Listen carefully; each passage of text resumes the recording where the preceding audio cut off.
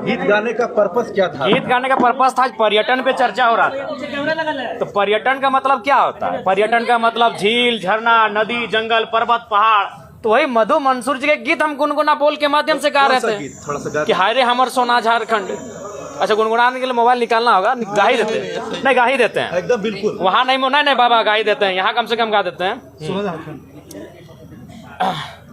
कि स्वर्ण रेखा, शंख, कोयल, मयूराक्षी, दामोदर, फाल्गु नदी नहीं, साहेबगंज में गंगा बहे, फाल्गु नदी बढ़ाकर, अंधन से भरल धरती सबसे सुखी संपन्न, हाय रे हमर सोना झारखंड। अच्छा बताइए, इस गाना में क्या आपत्ति है भाई? लेकिन ये नहीं, ठीक है पांडे जी, मेरा बात सुनिए, आपका भी कहना सही है। हम पहली बार चुन के आए हैं कि हमको मालूम है कि गुनगुनाना नहीं चाहिए। हम किससे सीखेंगे? हम तो देख रहे हैं सीपी सिंह जी शायरी पढ़ रहे हैं, सब मंत्री शायरी पढ़ रहे हैं, हिंदी वाला हिंदी में, उर्दू वाला उर्दू में शायरी पढ़ रहे हैं। तो हम जब शायरी माइंड है तो गाना भी गा सकते हैं। हम नया मेंबर हैं, सीधी बात है। तो वही हमने कहा कि अध्यक्ष महोदय, अगर बोल गुनगुनाना नहीं चाहिए तो संसदीय मंत्री खड़ा होकर जब उनका बारी आएगा बोल देते कि जयराम बाबू बोल गुनगुनाना नहीं है, हम अगला बार जब मेरा भाषण होगा हम बोल नहीं गुनगुनाएंगे। लेकिन ये कहाँ का तर्क है? दो का मंत्री खड़ा हो गया है, संसदीय मंत्री तो बाद में, दो मंत्री खड़ा होकर टोक रहे हैं। तो वही हमने उनको कहा कि एक तो आपको आधा घंटा समय मिलता है। अच्छा एक बात बताइए, आदरणीय माननीय मुख्यमंत्री का शाहरुख खान बोल के 4-5 लोग बोले, तब तो आप नहीं बोले कि आप डायरेक्ट किसी सदस्य को नहीं बोल सकते हैं।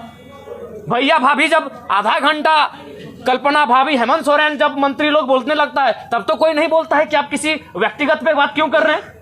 हमने बस यही कहा था कि पर्यटन मंत्री हमारे पड़ोसी हैं, पराशर की ओर से वो भी आते हैं, उनके लिए गीत सुनाएंगे तो ठीक है, डायरेक्ट नहीं बोलना चाहिए। उनको आधा घंटा का समय मिलता है, आप 30 सेकंड बोलते हैं कि माननीय जयराम बाबू नए सदस्य हैं, अगला बार इस बात का ध्यान रखेंगे। फिर अगर हम दोहराते हैं आप टोकते हैं। तो हमने उनको वही कहा, और हम तो भाई इसी पहचान से अंदर आए हैं, तो अंदर भी थोड़ी बख्शेंगे। हमारे साथ हमारे समय में कोई कटौती करेगा, हमारे साथ कोई अगर ज्यादा करेगा तो हमने बख्शने वाले हैं, चाहे वो कोई मंत्री रहे चाहे वीआईपी रहे। वही हमने कहा, बैठिए चुपचाप। आप मंत्री ट्रेजरी बेंच पर बैठे, चुपचाप बैठिए। आपको मंत्री बनाया गया है काम करने के लिए, ये मीडिया में आने के लिए नहीं। उछल कूद मत कीजिए। हाँ, उनका हम सम्मान करते हैं, मंत्री है, माननीय है, लेकिन उनका ये व्यवहार उचित नहीं है। आज ये ज्ञान दे रहे हैं, उस दिन आपका ज्ञान कहाँ था? जब आपने इरफान अंसारी जवाब दे ही रहे थे, आपने टोक दिया। इरफान अंसारी जो शायद ध्यानाकर्षण था या अल्पसूचित था या तारांकित प्रश्न था, किसी माननीय सदस्य के प्रश्न का उत्तर दे ही रहे थे, आप खड़ा होकर उनको टोक दिए। उनको सवाल का उत्तर देने देते हैं, उसके बाद आप कहते हैं कि ऑब्जेक्टिव टू ऑब्जेक्टिव होना चाहिए, एक्सप्लेनेशन नहीं। तब आपका संसदीय, अरे भाई नया चूंकि वित्त मंत्री जी अभी इलाज के लिए गए हैं, संसदीय मंत्री, इनको प्रभार मिला है, तो हमारे बड़े भाई माननीय भी उछल कूद करने लगे हैं, अपने आप को सदन से ऊपर ये लोग समझने लगे हैं। और खैर इरफान भाई साहब का तो आदत है, उनको भाई मीडिया में बने रहने के लिए उछल कूद करना जरूरी है। जिस दिन उनका बजट पारित होगा उस दिन तो बोलेंगे ही, और बाकी दिन भी हल्ला, लोगों को टोकना, ये उनका परंपरा बन चुका है। बोलना क्या चाह रहे थे? बोलना हम यही चाहते थे, पर्यटन का बात था। हम मधु मंसूर जो पद्म श्री विजेता है, हम उनका एक 4-5 लाइन का बोल था, उसको सुनाना चाहते थे। जयराम जी, तो आपको क्यों लग रहा है ऐसा क्यों हो रहा है? आप एक अपने दम जी पे अकेला आसपास विधायक, बिल्कुल वही कारण है, उनको वही कारण है कि पूरा राज्य जयराम महतो को सुनता है। इस व्यक्ति को, इस लड़के को यहाँ से नियंत्रण में रखा जाए, मुद्दों की बात करता है, जिन मुद्दों को कहने से लोग डरते थे। आज 25 साल हो गया, जादूगोड़ा का मुद्दा सदन में आया था।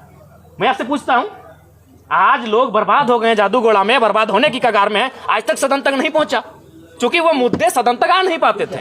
और ये लड़का बिना डर का, बिना भय का उन मुद्दों को सदन तक लेके आता है। तो इन लोग हालत खराब है हमसे, और ये बोलते हैं कि नहीं डायरेक्ट आप किसी सदस्य को नहीं लेकर सकते। कैसे नहीं होता है जी? इसी सदन में लोग हिज ... हम नहीं पूरा बोल रहे हैं, बोल के पार हो गए, लो ...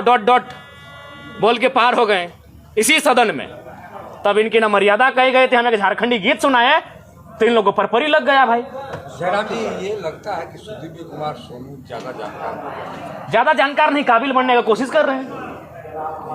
लगता है कि उनसे बेहतर इस राज्य में कोई है ही नहीं जो संसदीय प्रणालियों को जानता है, जो संसदीय व्यवस्थाओं को जानता है।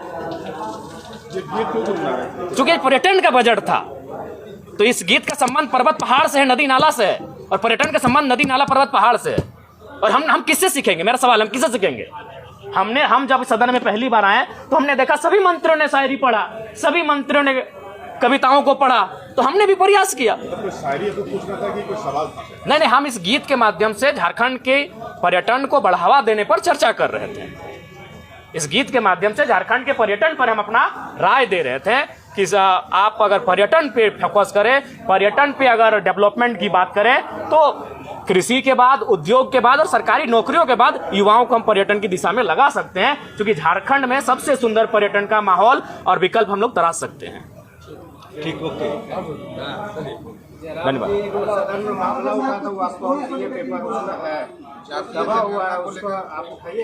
देखिए, आप तो जान ही रहे मामला आप अभी हमें दिए हैं। हमारे पास जो मामले हैं पेंडिंग है 2 महीना 3 महीना से जो देके भेजे हैं, निस्संदेह हम विस्थापन के लिए हमने ध्यान आकर्षण डाल दिया है। अगर हमें बहस का मौका मिला, निस्संदेह। धन्यवाद। आपको लोग बोलता है कि अब सदन में भी जो है जयराम महतो से डरने लगा, इसलिए मंत्री जो इन्हीं को टोका टोकी करते हैं, दूसरे को नहीं, उनको अगली बार जब मेरा बात आएगा तो इस बार हम बजट पे बात नहीं करेंगे, अपने विषय पे बात नहीं करेंगे। उनको ही हम अपना जो 2 मिनट का समय है पूरे मंत्रियों पर और जो खड़े हो रहे हैं डायस पे, उन पे ही हम अपना बात करेंगे। धन्यवाद।